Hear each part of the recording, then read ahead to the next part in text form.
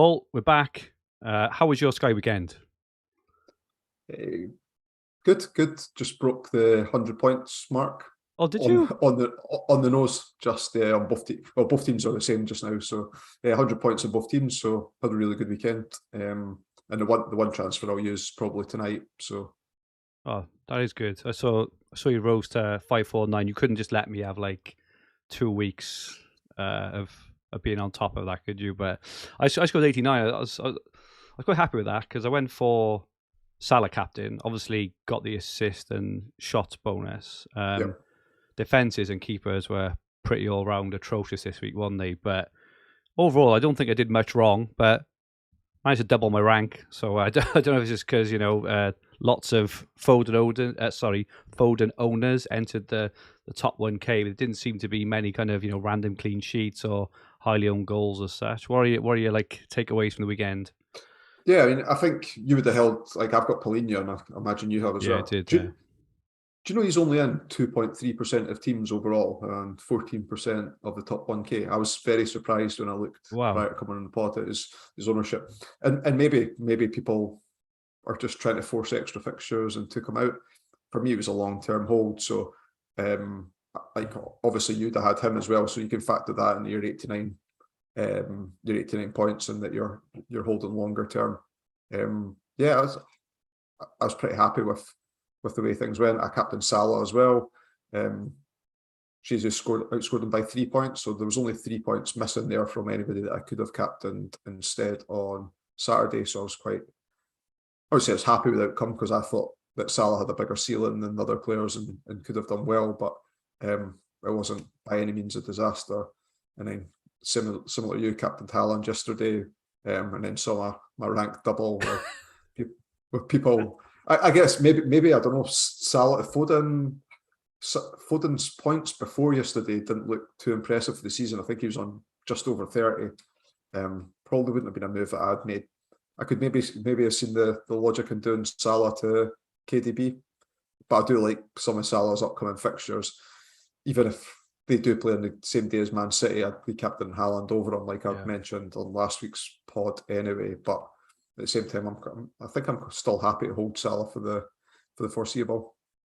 Good stuff. Hello to everyone in the chat. Sam D. Taylor, Julian Wardle, Sam Arundel, Matt Sky FF, John Acornley asks about VVD. We'll touch on VVD. I'm thinking of bringing him in. John MacArthur, Sam Smith, Colin Johnson, Mark Williamson, Gary Plant, Brian Edmondson, Sam C, Joseph Robertson, and FPL Sparta. Good evening, all. Thank you so much for joining us. If you aren't subscribed, I'm sure you all are, but if you aren't subscribed, please subscribe now, and we would appreciate it if you press the like button. Be much appreciated. Paul, what are we looking at today? Just going to take a look through the match cards. We've not done that in a while, so we'll go through the match cards at the weekend, see any players stand out. And then I wanted to talk a little bit about defenders in Sky, and got some stats from last season and this season to make an argument. What's going on with the clean sheets? It's crazy. It's even in the COVID season when there was no fans and there was crazy score, 6-1s, 7-2s. There must have been more clean sheets than this still. It just seems that no team can seem to keep a clean sheet. I know Man City have kept a couple, but it's just mad. One quick stat.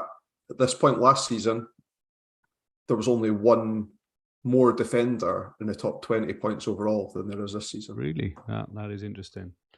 Okay, let's have a look at the match cards first. Cool. So North London derby. There wasn't I felt there was not a lot of bonus going around this weekend, and maybe that kind of alludes to your point around your points total as well, knowing that Haaland scored 52 of your 86 points. So looking at the North London derby, only 4 players picked up bonus. The popular Jesus and Kane both getting shots bonus. Saliba picked up tier 1 passing.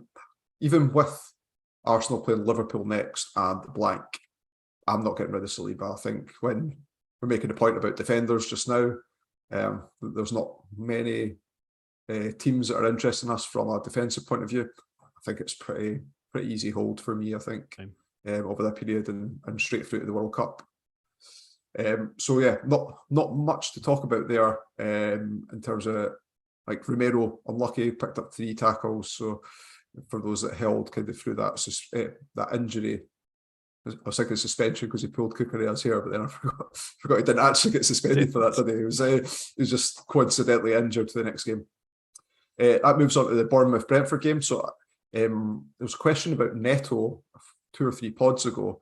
He seems to be churning out the points now, and Bournemouth haven't lost to a Big Six team yet this season. So he could be one to keep an eye on and have in for that single game day. Again, probably not for me, but I wouldn't steer anyone away from it at the moment. I think as well that there's a stat that Bournemouth have kept the joint second highest amount of clean sheets in the Premier League this season. So Man City have kept the high, I think it's like 4, and then there's about 5 or 6 teams who have kept 3, and I think Bournemouth are one of them, which is crazy. And I'm sure they've kept like 3 on the bounce. And Everton's conceded the least amount of goals as well, right? The second least, yeah. Is it? I think it's second least, yeah. But it's strange season. The teams right down the bottom have got some of the best defensive records. Yeah, yeah. And this is like that. The Bournemouth-Brentford games. One of the reasons why I don't tend to go for players like Tony. 1 point from what looks like an offensively good fixture. Didn't pick up shots bonus, only got the single shot on target as well. I know that he'll churn through penalties and he will get the odd haul like he did against Leeds. It's just not like doesn't fit my style of play in Sky, I don't think. Crystal Palace, Chelsea. What was interesting, Chelsea playing back 4. Fofana, for those that got in early, picked up tier 2 passing. So I thought he had from the eye test, I thought he had a really poor first kind of 10-15 minutes, but settled into the game thereafter. I think he'll keep his place. It's quite dodgy if you don't see the Chelsea team sheets bringing him in, perhaps, but when we're looking at the value defenders, I own Fofana, and I think that I'm quite happy with him and Saliba as kind of 2 of my back 3 or 2 of my back 4. I think we get to see the team sheets because next Saturday there's no early kickoff, is there? So I think we get to see the 3 o'clock games, which includes Chelsea. So if Fofana's playing, I can imagine he may be a popular transfer in just to start the 2 on the bounce. And for his price, he's just insane. I guess it's just unfortunate for those non-owners that are looking to get him in that you're not getting a fixture gain out of it at all. But that's not to say you shouldn't go for him if he is starting. Right. So all the Chelsea back 4 picked up bonus because Chilwell and James picked up tier 1 tackles to go along with Silva's tier 2 passing as well. 116 passes, Thiago Silva. That is insane. Yeah, at half time he was on something ridiculous like 70 or something like that. It was like nuts. And those that went early on Zaha as well, talked about on the last pod, Crystal Palace's upcoming fixtures. Yep. He had 5 successful tackles, so tier 2 tackles for him, so 5 points for Zaha. So it was nice. Obviously not getting any attacking returns, but nice tally nonetheless. Anderson's injury and non-appearance was a bit concerning for me. It was. I think I looked this morning. He's like 75% chance of playing the next game. So it doesn't look serious, but yeah, that was a bit of a random one, wasn't it? Because he's definitely one that's got my eye on 7.9. I think he's 7.8. He looks really cheap. I think he's 7.9 and Gehi's 8. Yeah. I'll just be concerned it's one of those kind of small niggles that goes on for a while and playing Ward beside Gehi, even if you were to move on to Gehi next Sunday if Anderson didn't play and that's the way you want it to go. I don't know. Feels a bit suboptimal, I think is what I think about. Moving on, Fulham, Newcastle. So I had mentioned Tosin Adarabioyo last week, and I mean, but what I can't do is predict get a player getting sent off in the first 10 minutes. So apologies for those that took my recommendation and picked him up because he ended up getting -1 point. 19 passes. Just one day, was it? So if you take into consideration Paulinho wasn't playing and the red card early doors, I think this game stands out as an anomaly for and Mitrovic injury, just for holding the ball and things like that as well. Yeah, and the booking form as well. Which, again for those that made that Mitrovic in move on the Friday to captain, taking the captaincy off Palhinha perhaps the previous week, it's kind of feels like the transfer it keeps on giving. Yeah, indeed. But yeah, good result for Newcastle. Bruno Guimaraes back with an assist, and he was only one tackle away from tackle bonus as well. So maybe that's the start of his revival. 3 more remaining games on Saturday. So it was Liverpool, Brighton. A lot more bonus in this game. Salah, Firmino, shots bonus. So for those that did go Salah, if you were to tune in and see only an assist, you might have been a little bit miffed. But 7 points, I think I'll just take it and deal with it. No passing bonus other than Thiago for Liverpool. I don't know. Again, this is one of those ones where they're playing a possession-based team. I don't know that I would look too much into it as a long-term thing about them not having much of the ball. Van Dijk had picked up tier 2 passing in every game prior to this season. What I did find interesting, Dunk picked up passing bonus. I really like Dunk historically as a Sky asset, and maybe this is the start of his revival in terms of that underlying kind of base of 4 or 5 points before the ball's kicked type scenario. Yeah. So definitely want to keep an eye on, especially for those that might want to bring in a captaincy option against Brentford. And speaking of that game, Leandro Trossard might have just thrust himself right into the spotlight for that game as well after that performance. Yeah, 4 shots on target. I wonder how different the Zerial's set up when they're playing a non-big team as such, and whether it's I'm not going to be naive or play it down enough to say that it was counter-attacking, because they had a lot of possession as well, so it definitely wasn't that. I just don't know how, after one game, how they'd set up against different opposition, and whether Trossard then has a more reserved role or not. But he was fantastic. Is that his second Brighton hat-trick as well? I don't think so. Unless he's done like a League Cup or something. I don't think he's having in the league. He's one of those players that just looks brilliant and flashy.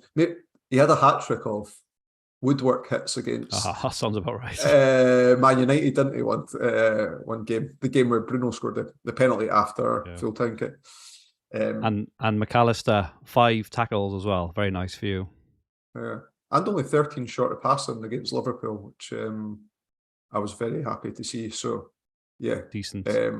Caicedo picked up 53 passes as well. So maybe for those that are holding him, that they could, that might spell good fortunes for them going forward, and that they could use him for that captaincy game against Brentford if that looks like it's going to increase against weaker opposition as well.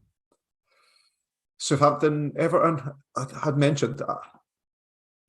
Everton's either conceded the least or the second least amount of goals this season. No, I think it's now conceded the least because Man City conceded 3 yesterday. 3 yesterday, right? Okay. I don't know. Still, none of their players really appeal to me that much. None of them's going to be up for consistent bonus. So it's not just a guy, maybe. Yeah, 4 tackles yesterday. The old Sky stalwart and favourite. Potentially, he's a little bit pricey for me, knowing that he's very unlikely to pick up any attacking returns. And then West Ham Wolves. Wolves had quite a few passing bonuses picked up. I wouldn't be touching any of their defenders, etc. With Collins out just now for another 2 games still, and Neves is suspended for the next game as well. So he was their makeshift centre half. Bowen. I know a few people had bought Bowen in against Everton in the last set of matches, so excuse me. Shooting bonus for him, and the goal, obviously. He didn't get the phantom assist in Sky like he did in other formats. FPL, Fabianski's interesting. He picked up tier 1 saves. I don't mind goalkeeper transfers as much as some the content creators or Twitter accounts, and maybe he's someone that you could look for the single game day against Bournemouth.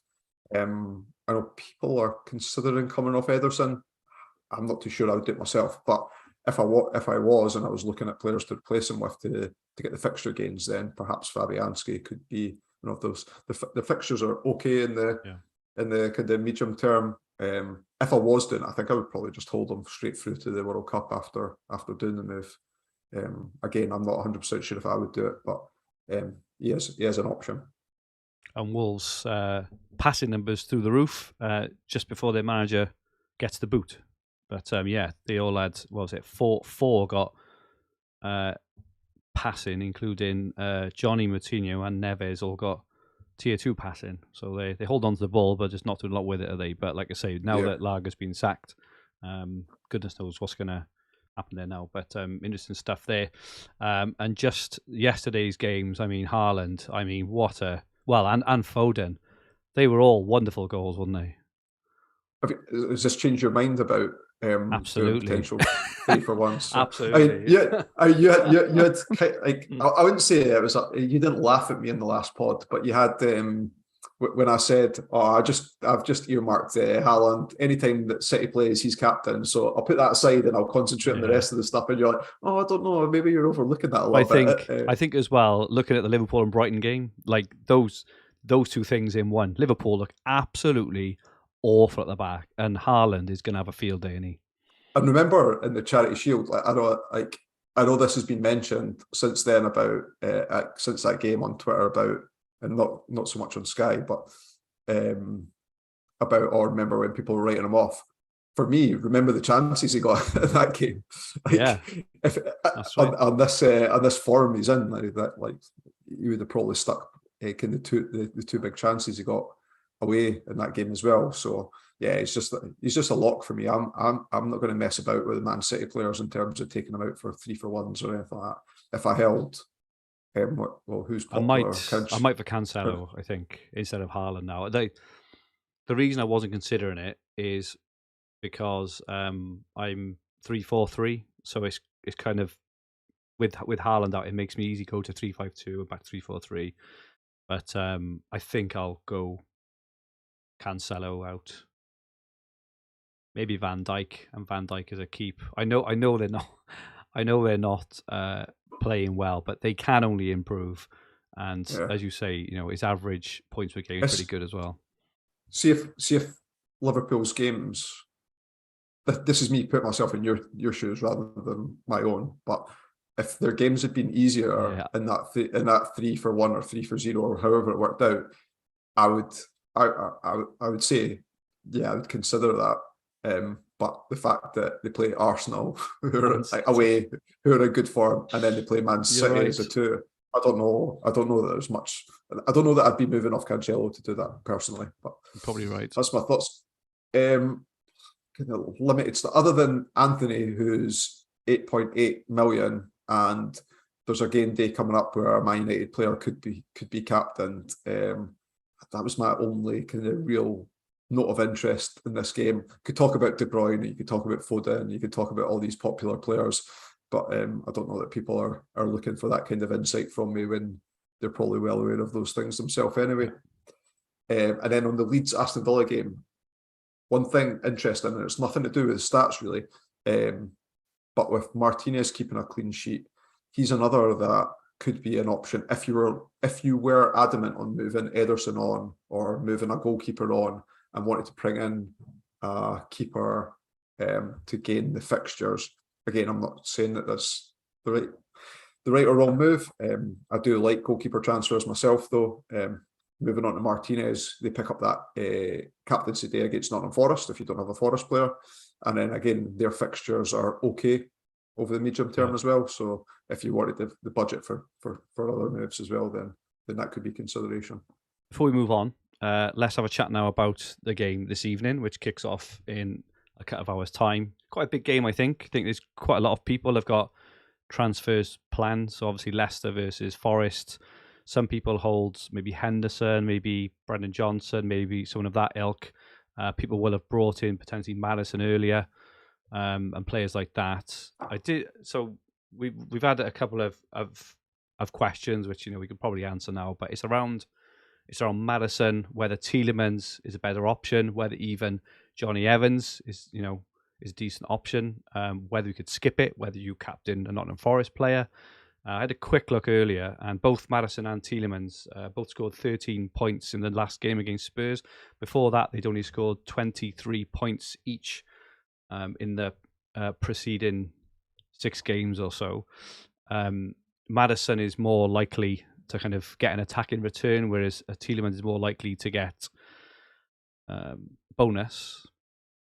What are your thoughts at present? A few things. So I'll talk about whether should make a transfer or not, even if you own Henderson. But I guess if I owned one of the Leicester assets, I probably wouldn't bring in another.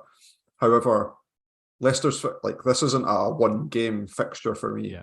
You obviously get the captaincy, double points, but then they're away to Bournemouth next game, and attacking hasn't necessarily been Leicester's weak point this season. Then they're at home to Crystal Palace, home to Leeds. I mean, as far as fixture runs come, it's as good as it gets. Also, the end of their little fixture run, just before they play Man City, is at this correct price point for moving on to Bowen. What I'm thinking about on West Ham are at home to Bournemouth as well. So that was another reason why bringing in either Tielemans or Maddison worked for me. We talked about both of them last week, and Maddison's my standout favourite.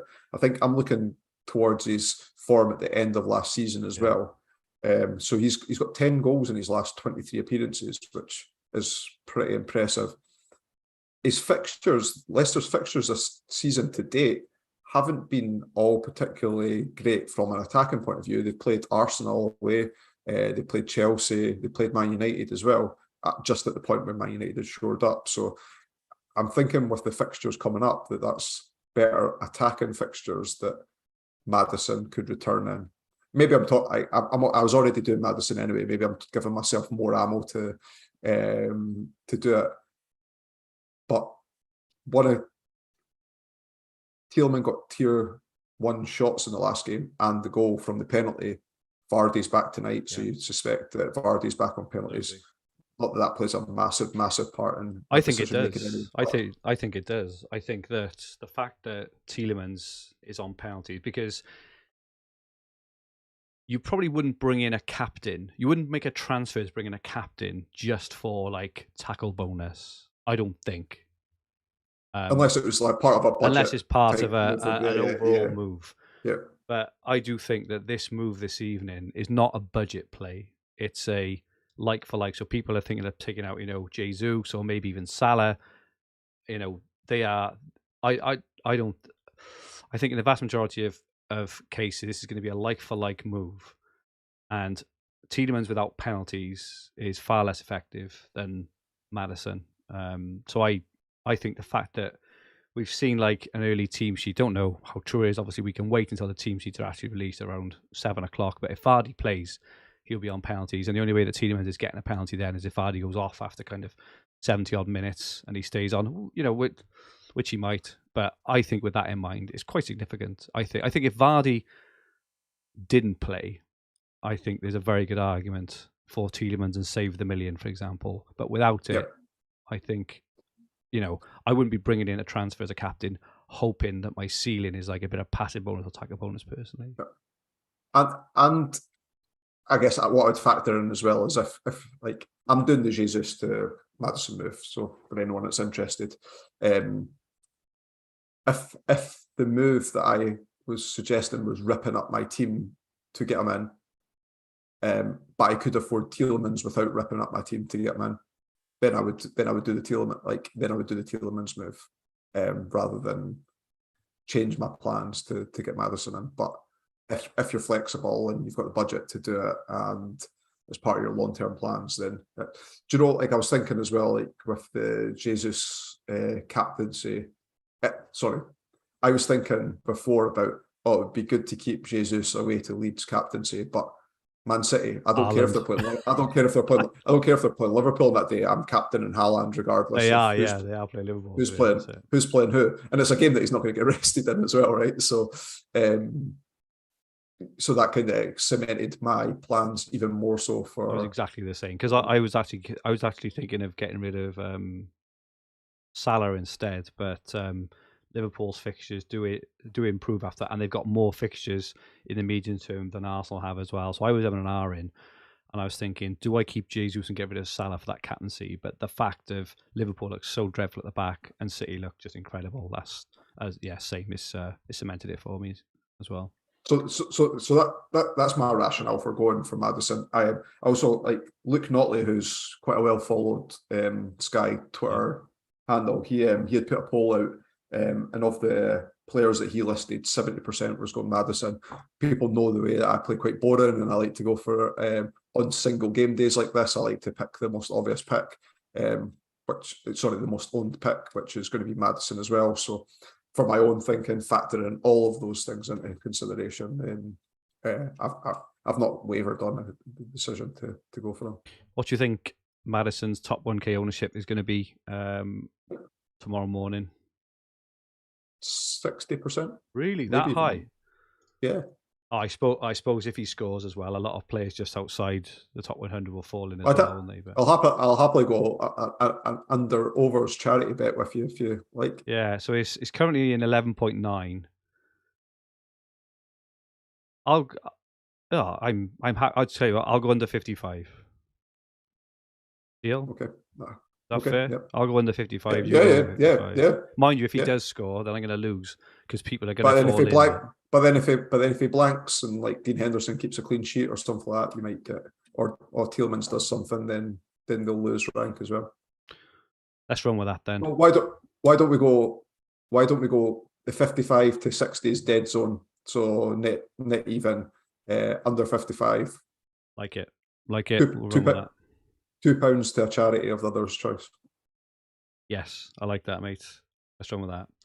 Okay, let's look at the total points scored so far this season. Erling Haaland, 104, and this is without man of the matches. This is the thing for me, which just absolutely blows me away. Haaland, 114 points.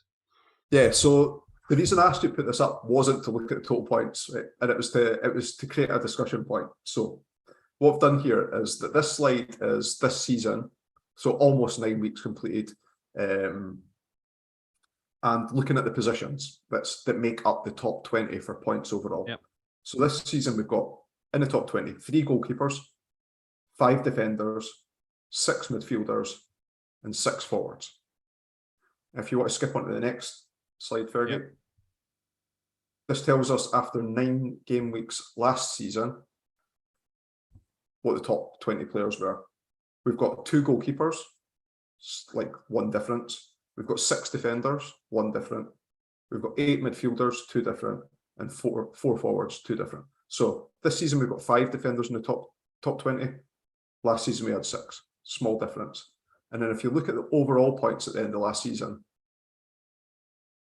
top 20 players, 10 defenders. So what my point is, I feel at the start of every season we have this conversation about defenders, top defend, like pricey defenders or defenders being value in general, and people move off them en masse, and then it always reverts back to the norm that defenders are the best price in this game. And so I know there's been a few comments about, oh, does things change with the 5 subs? And I was like, well, yeah, but we can net off the fact that defenders weren't picking up man of the match awards last season and still managed to make it into the top 20 overall at the end of the season as well. Now, I'm not saying that in the short term that's going to that there's going to be a massive more of clean sheets to help even out the odds. What I'm saying is that I still think that over the course of the season, defenders will start rising again, and that although at the start of this season it hasn't been particularly beneficial holding 5 at the back or the big value defenders, is that it was the same last season and that reverted back to that norm that we always talk about. Interesting, yeah. And I think broadly, there's broadly a trend as well that there are clean sheets towards the end of the season as teams kind of fight for every point to win the league or whatever else. I do think there has been, I haven't looked at the stats, maybe we should, but I would be amazed. I would be absolutely amazed if this isn't a record for least amount of clean sheets in the past few seasons. We're going to have a look at that, aren't we? Even the season where there was all the penalties, right? Exactly. At the start, remember? Exactly. And all the ones like Well, in the COVID one where there was these crazy results and stuff, because there were still clean sheets. You know, even though there was like crazy results, 6-1s and 7-2s and all this kind of stuff. Never known a season like it for lack of clean sheets, and it's become apparent because in Sky and Telegraph and Dream Team, and I know this because say we play them all. It's hard to score any points in any positions in those formats at the moment, particularly in Dream Teams. You get minus points. It's like the only points I'm getting are like Haaland points in that, in that format. And normally you're used to seeing seas of 8-point defense, Chelsea block, Liverpool block, Man City block. We're just not seeing it. I'm gonna have a look at the stats, but I'll be on 3-5-2 after this evening, and I think the only way I'm gonna change that is if there's I don't know if I can get to Fofana, kind of easily, maybe as a as a bit of a freebie one without having to release funds elsewhere. But other than that, I think we're on different thought processes though. I think up until the World Cup, I reckon that will start reverting, and I think that from now to game week 16 or whenever it's game 16 to the World Cup, that 8 out of the top 20 point scorers over that period of time at least will be defenders, and it will start reverting to the norm. It just feels a bit deja vu that we always seem to have this conversation at the start of seasons that big at the back's dead. I don't think it does, and it always reverts. Maybe you've got a point about the end of the season, and maybe that's where it starts verging more. But yeah, let's have a look. Okay, cool. Let's have a quick preview then of Game Week 10. We've discussed this evening's game. So on Saturday, as mentioned earlier, there's no 12:30 game. We get to see the teams for Newcastle and Brentford, Man City, Southampton, Chelsea and Wolves, Bournemouth and Leicester, and then Brighton and Spurs, other late game. Haaland captain. I think it's probably fair to say that's going to be an incredibly popular move there. Sunday the 9th, West Ham against Fulham. Those brought in Bowen, probably pleased after his goal on the weekend, and obviously they get a really nice fixture against Fulham as well. Crystal Palace against Leeds. Interesting hop-on point there. I've got my eye on both Zaha and Anderson as well. Palace going a really good run of fixtures. Leeds, Leicester, Wolves, Everton, Southampton, West Ham and Forest up until the World Cup. Really good run of fixtures there. People will be looking at Mitrovic's keeping an eye on his injury. You're right. At least you get to see the lineups. 17% of the top 1K teams just now. I think one of the hardest parts of that is on Saturday the 15th. They're home to Bournemouth. He's probably actually a decent captaincy shout. Spurs and Everton is the other one there, but yeah, interesting for captaincy, I think, on this day. What's your thinking? I've got this thing about, unless it's the obvious player. So say I had Dean Henderson tonight and I brought in Maddison, because Maddison, in my eyes, is going to be, well, one's the best captaincy option anyway, but 2 is going to be massively owned as a captain. I would switch it, but I tend to not switch captaincy if it's a player that's I feels more in the balance about. Sorry, I just need to plug the power in. If I felt that the best captaincy option was more a swing, so I'm thinking of getting Zaha in next Sunday as well, and I already own Salah, and I'm still thinking of captain Salah in that fixture. Really? Only because I currently own him, and my level of anger if Salah outscored Zaha after bringing him in. I don't think that there's that much in it between who's the best captaincy out of those 2 players on that day.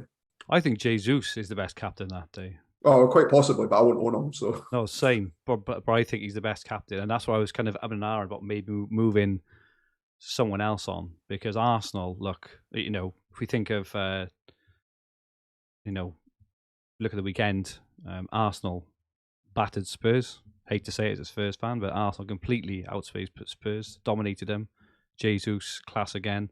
Liverpool all over the shop, absolutely all over the shop at the back. And I can see Arsenal beating Liverpool quite comfortably on that Sunday. I can't believe I'm saying that, but I can. I'm not too concerned personally. His ownership will still be high, so maybe I should be, but I don't know. If I'm picking the best captaincy, say I had no players going into that day, and then I bought in a player to captain, who would be the one player I'd captain? Probably Zaha, but only marginally above Jesus and Salah for me. Everton Man United in the evening, and then Monday the 10th, Forest against Villa. So it'll be an interesting one because those without a Forest asset may look this evening to bring in one to cover both. People had Camera, but obviously he's out injured. What's your thinking? So, do you know what Nick Pope's ownership is in the top 1,000? I don't. So he's owned by 26.4%. So pretty sizable. I'm not convinced if I owned Nick Pope that I wouldn't do. Looking at Newcastle's fixtures, because after they play, it is Brentford this weekend. They play Man United. Then they've got, again, I like goalkeeper transfers though. I think that moving Nick Pope onto Martinez could be a shout. If I was in that position, if I held Nick Pope, which I don't know that I would consider doing that had I not got another captain for that day. Yeah, a nice fixture run until the World Cup, and Forest have as well. Actually, not that you're probably going to hold on to Henderson, but Forest. Then they go home to Chelsea, quite tough. But then they got Fulham, Brentford, Newcastle, all decent there. United and Brighton, so maybe chance it. And they have tightened up, haven't they, Villa? They've definitely improved. So it's not a bad shout there. I've currently got Brennan Johnson. I'm not convinced. I might see how he does this evening, but I think his place may even be at risk, at the moment. But I think there's a definite skip opportunity there as well. If you have Brennan Johnson, I would probably keep him, and then Forest play Wolves on the following Saturday, but you could move him out. There's 5 games on the Sunday that you could get a fixture gain out of. Yeah. And then, or the following week they play on the Tuesday. Well, it's the same game week in Sky, but they play on the Tuesday night, and then there's 7 teams play after them that you could move on. I know it's not too far down the line that I'm holding a player for the sake of holding a player. I mean, you've held them to date till now, which is strong-willed. So I don't know. Because I can't afford to move him on. But we'll see. I may get rid of him just because I've held on to him for this evening because I think playing Leicester, I think if he's got any chance of scoring against anyone, it would be Leicester. But I'm not convinced for next week. So, and his price point, he's an easy switch to Fofana or someone like that. I think I would rather do a straight switch to Fofana rather than wait for a captaincy day on the Monday, just because I don't fancy him for anything. I don't know. I'll see who he plays this evening. I'll see where it goes. But I do think I found this season, and I don't know whether I've just changed the way I played a little bit, or maybe it's just because the way the season has gone. I found holding off on transfers has largely sort of paid off, because in normal seasons by now I'd have used a lot more transfers and I would have fallen into traps. And this is not this is not disrespectful to any Sky manager, but if you've brought in Tony early, for example, it hasn't paid off. If you brought in Mitrovic, for example, it hasn't paid off. They're the kind of players that if you brought in Maddison last time out, fantastic, but I think where we try and go a bit too early on players a lot of the time, by the time the actual match you want them rolls around, it doesn't really work out, does it? More often than not, it doesn't work out. There will be times when it works out, and of course, even if we advise against it and it happens. Like can't control these things, but all we're doing is playing percentages, right? Question time. Thank you so much. We had lots and lots of questions. Ian Parrin, he said, "I'll get this one in first. My rank has quadrupled since Saturday morning. What's the worst game week you can remember having?" I can't really remember in Sky.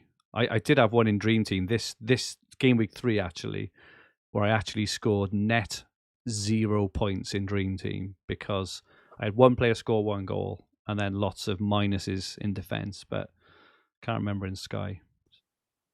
I didn't have Aguero when he scored 4 goals against Leicester a couple of seasons ago. That's a season finisher, right? Well, yeah, it was like 3 weeks to the end of the season as well. There was a big captain that I missed out on last season. I can't remember who it was. Oh, do you know what it was? What was my worst game day of last season? Was when Joe Matip scored that header after in the midweek game towards the end of last season. Yeah. I can't remember what my score was, but it really hurt my rank when I was playing for like in a lot of the cash leagues that I was in. I was livid. I remember that. I had Matip as well, so I do remember that one. I had it on my team. But being everyone's captain, so you're getting it's double pain as well. Of course. Dave, simple goal. Runner up last season overall. Says so far he's having an inverse season. Moves fallen flat, gambles backfiring, lots of injuries. Latest bringing Walker in and injured today. Very dispiriting. He's 8.5k with 9 transfers used. He asks, can I win it from here? And if so, how do I best get in a position to do that pre-World Cup? And he also just adds, I'd rather try and go for a very slim chance, a very high finish, than tick away in the hope of a top 200 finish or similar. How do I give myself the best possible chance to challenge? Can I be safe, or do I need to be different? Do you think the time has come yet, Paul, where you need to be different, or do you think there's still plenty of time?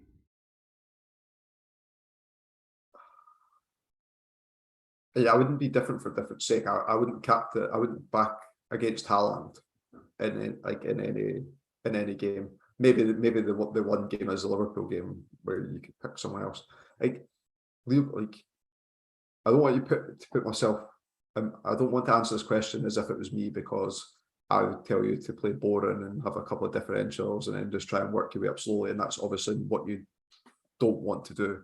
I think maybe the way that Liam Dorian was thinking, like, see if there's a really popular player, like tonight, I think is actually a good example, right? Is that we're saying that, like I'm saying, Maddison scored 10 goals in his last 23 games. That's true. Do I think he's the best captain, say, for tonight? Yes. Do I think he's going to be highly owned? Yes. The year Liam Dorian won it, everyone was on Willian, and he was playing really well at the time. But then, if you think about it, Willian's no Haaland or no peak Salah or anything like that, or peak Kane when they're running through good fixtures. And this could be the opportunity to, like, I don't know, like someone like Vardy, which you probably don't want on long, or even skipping this game and then looking at the other single game days where there's a player that has got a hole in them and doing that, when I'm saying it's an obvious captain tonight, but it's not a guaranteed captain return, and then perhaps using it in those circumstances, and that would really propel you up. Just now in the top 1,000, you're looking at every 100 places is 2 points. That'll be much closer the further down you go into the thousands. So you're probably talking 10 points is like 1,000 ranked positions or something like. I wouldn't be surprised if it was too far away from what I'm saying just now. So if you think of it like that, there's definitely gains to be made. I wouldn't panic move anybody, but I think about these scenarios like talking about with Maddison. I'd rather do that than bet against Haaland. Even this evening, right? You know, we've all been stoned by Vardy in the past. If he starts against Forest, which is likely, I mean, would you be massively surprised if Vardy got a couple of goals this evening against Forest? Because I wouldn't. Yeah. You know, there's opportunities, but I completely agree with what you say. Don't go against Haaland. Don't go against, you know, the massive, overwhelming sort of premium captains.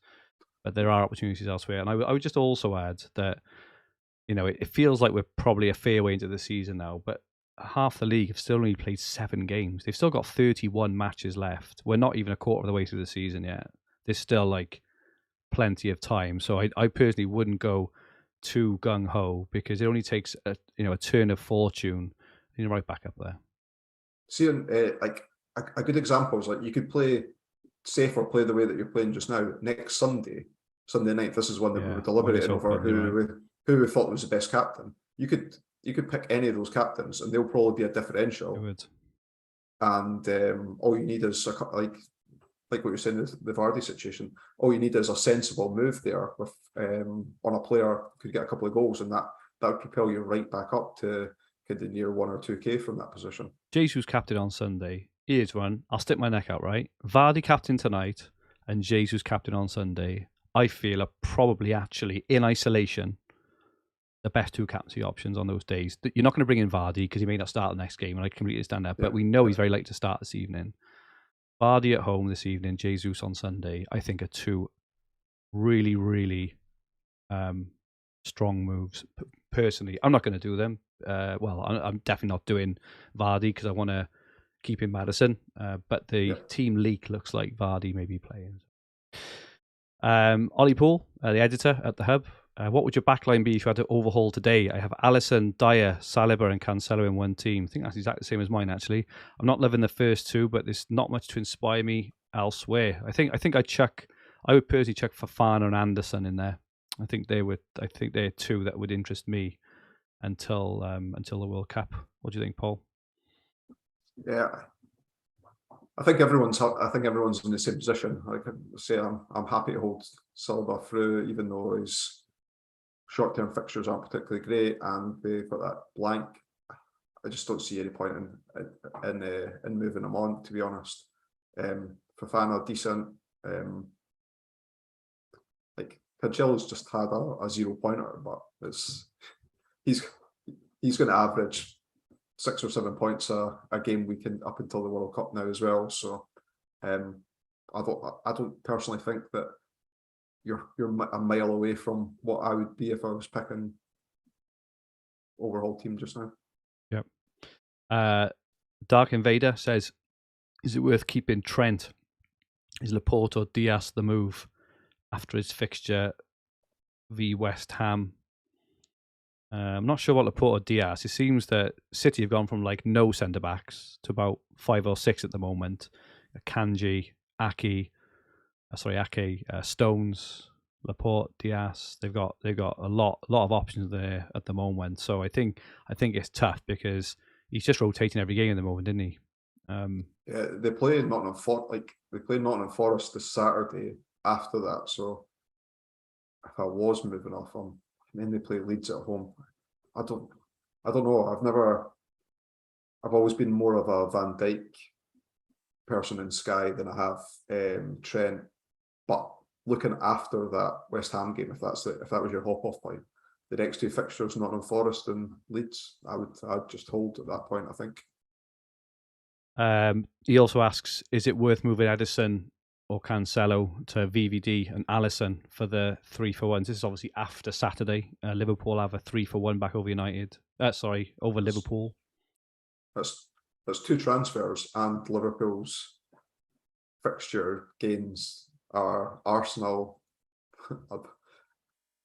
It's not an optimal fixture.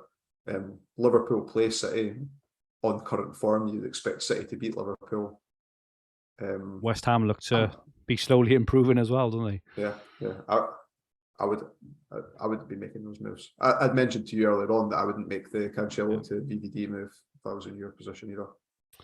In Your Dreams asks around defenders, as does Tommy Smith. Says, is Van Dijk to Maddison a no-brainer?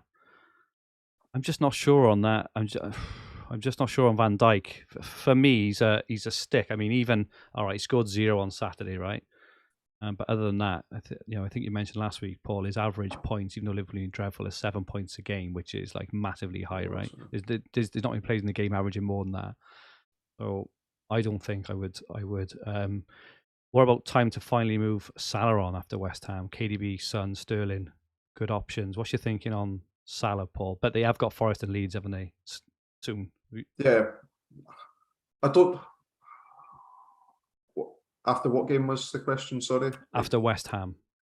After West Ham. So, again, yeah, that's what I just mentioned about the same position as Trent, that their next 2 games are Nottingham Forest and Leeds. So I don't think that I would be doing it. And Sterling, for me, I just can't get excited about Sterling as a Sky fantasy option. Same. That's the thing with Liverpool, is their final 4 games, well, final 5 really, after Man City. They're home to West Ham, which you think, they've got a decent chance of something. Then they've got Forest. Then they've got Leeds. Then they've got Spurs away, which is going to be a tough game. But then, Van Dijk is guaranteed passing in that game. And then home to Southampton, the game for the World Cup. They've got 3 of the last 5 at home. Four of those 5 fixtures are against 4 teams. Oh, cramp. Sorry. 4 of those 5 teams are currently in like the bottom 6 or 7 of the league. So it's a different game from like FPL and stuff like that, like, because I was going to say that you're going to. No, you're right, because in FPL you get a transfer every week. In Sky, and you can get better. And you can captain them on a game when they're not playing Man City, but it seems like they are playing on the same day as Man City quite a lot of times. So my argument is null and void about picking one of them to captain one game week and then one of them captain on the separate calendar day. I don't know. I just feel like he's going to. Maybe this is through hope and that he's going to turn around. There's nobody that I'm desperate to get that he's holding up all the cash for at the moment. Like we just talked about, at present, the big defenders aren't killing it.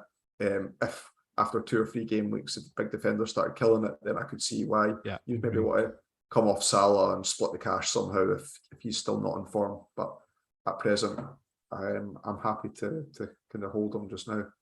I think I'm tempted to get rid of Cancelo after the Southampton game. Just looking at the fixtures, away to Liverpool. I think City will win, but I do think that Liverpool will probably score. City haven't exactly been watertight. They're then home to Brighton. As it stands, as it looks like, Brighton, this high press, real intensity. I fancied Brighton to score in that game as well. And then they finish off then, starting from Saturday the 29th of October, with Leicester, Fulham and Brentford, which is maybe a time to potentially get him back. I don't mean do like a Cancelo to Van Dijk or Salah and then straight back, but maybe a swap off someone else, for example. But those final 3 fixtures, I think the next 2, in which time, so just having a look at this period of time now, before they play again. So Man City will play Liverpool and Brighton. But in that time, Liverpool play 4 times. And then they have a really nice run after that.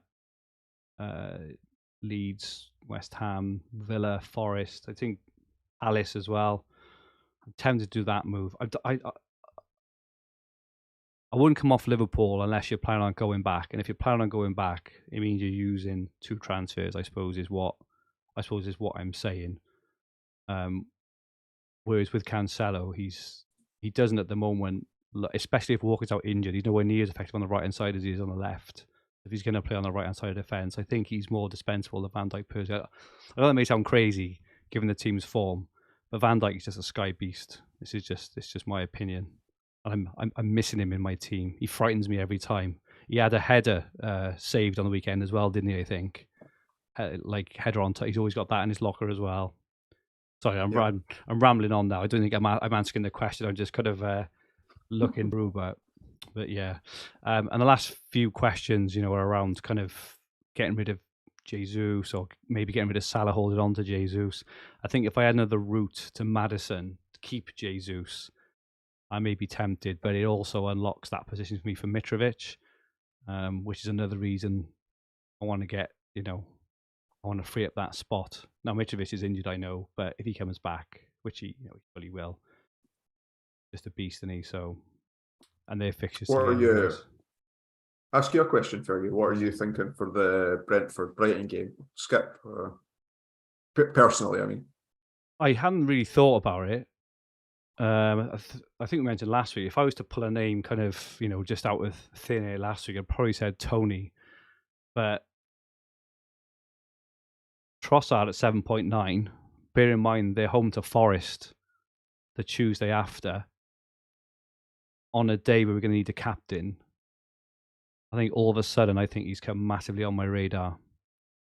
But I also get to see how he plays against Spurs on Saturday, whether that was a bit of a one-off sort of performance, whether he really is playing that advanced, and really looks that good. But there'll be a lot of people, including yourself, will be going with maybe McAllister or Casado, maybe going for Tony, but Trossard has quickly come on my radar, 7.9. Those 2 games, both captaincy days, that could be a very, very fruitful up on and off to someone else, I think.